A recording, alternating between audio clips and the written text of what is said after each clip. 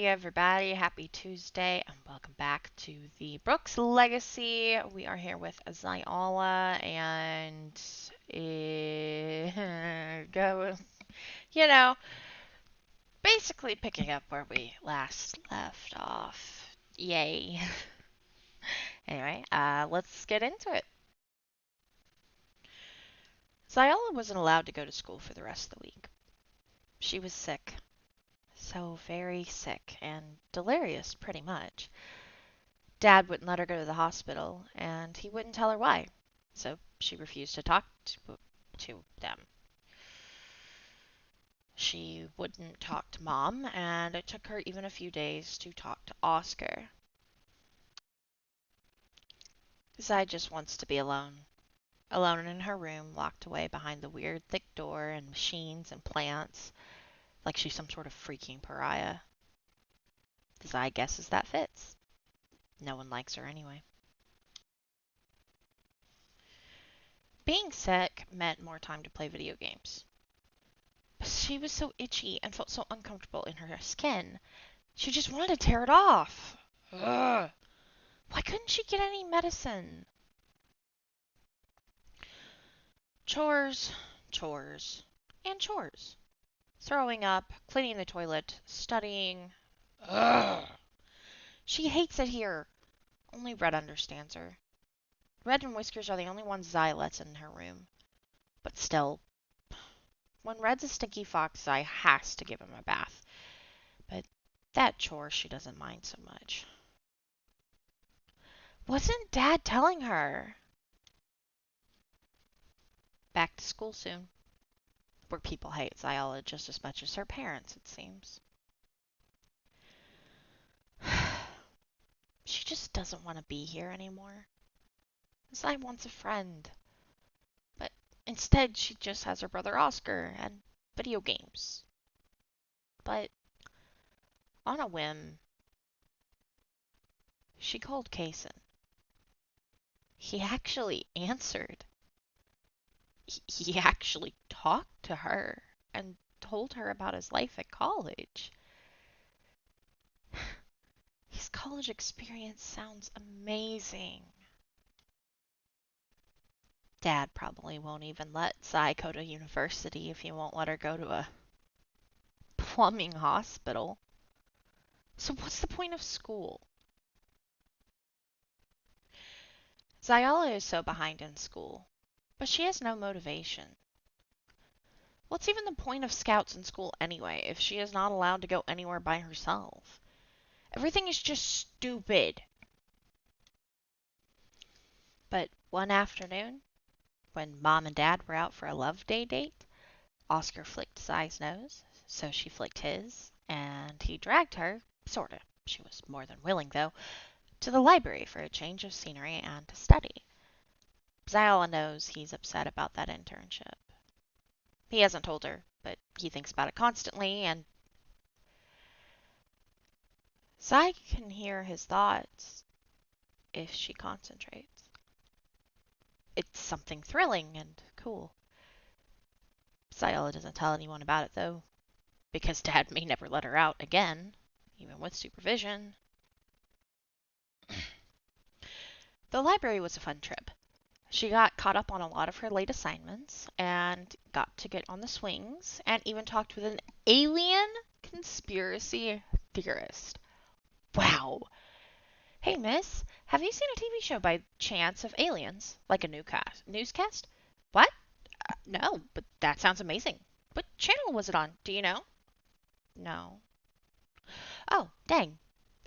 I'll have to keep my eye out for it. Show my support. The government and military have everyone terrified of an alien invasion and how they want to harvest our organs, but personally I think it's plum. Aliens are just like us. They just want to survive. So if we come to an agreement, like over pizza, everything would be fine. The government and military are just scaredy cats that want to shut up us true believers. I'd let an alien probe me any day. I would love to have their babies. What? Oh, shut it, she's just a kid. Have you had the talk with your parents yet, kid? The talk? I'll take that as a no. Suffice to say, babies come from storks. Zai didn't say anything else, suddenly too afraid to take a peek inside her brain. Or his! This wasn't the spring Zai was wanting. School sucked, and Dad and her are awkwardly at odds. She just wants to be left alone. She has chores, and she has homework. Everyone hates her, but Oscar still hangs out with her and helps with her homework. She is super depressed that he is leaving. He's nervous about that email, and no, he didn't tell Zai. She just knows. It should probably worry Zai, but it's kind of cool, like having a secret superpower. Dad keeps trying to be nice and help her with things. She is ignoring him. A new student moved in a few months ago, one Taylor Doyle. He's been busy trying to catch up on the semester work, but he got sick and missed a lot of stuff. So Zai's homeroom teacher asked if she would go deliver some schoolwork for him on her way home, which is how she found herself outside of his house. He was probably some sort of jock or something, but all Zai had to do was drop off his schoolwork, then go home to work on math. So she knocked. His dad let Zai in. His name was Jasper. He'll be down in just a moment. He's doing something right now. Okay, not a problem. I could just give you the paperwork. No, it's no trouble. I'm sure Taylor would love to meet you. Zai just kinda wanted him to take the paperwork. Forget about her and shush. So he did. Something happened. She is not sure what exactly, but he forgot about her altogether. Uh, I'm sorry. Who are you? Sai was confused, but also relieved. Maybe he'll take the paperwork now? A student from Taylor's high school. Our teacher asked me to give this to you since he was sick this week. Oh, thanks. Sorry, I must have dozed off. Zai handed him the paperwork. It's no trouble. I'll just be on my way. Suddenly she heard steps, and there was Taylor Doyle. Hey, Dad, what did you need me for? Oh, hi. He laughed nervously. I didn't realize anyone was here. I'm Taylor.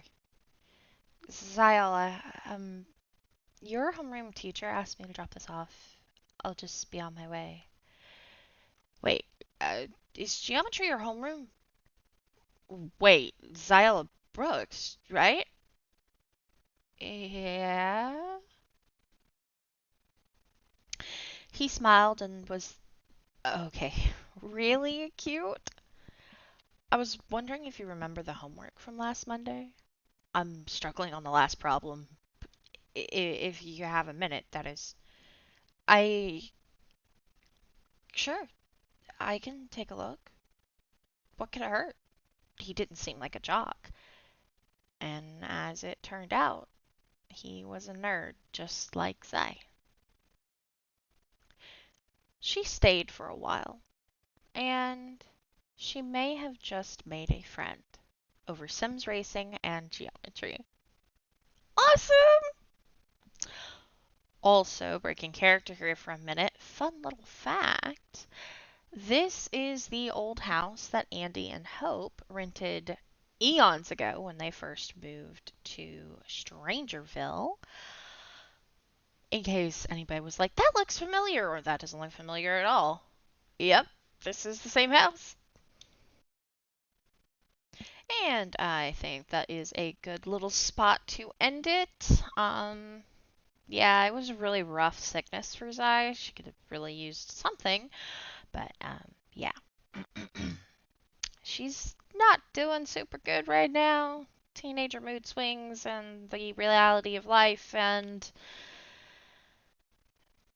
as a kid, she never was really rebellious, never asked to do anything different, just went with the flow. And now she's older and she wants more independence, and it came out in just a very simple way that Andy never once really had to think about. And yeah, implosions and drama. Anyway, we will see Xialla soon with her new friend. She's made a friend. Yay! I could technically keep going, but I'm gonna hold off because I feel like this is a good length and it's also a good little stopping point.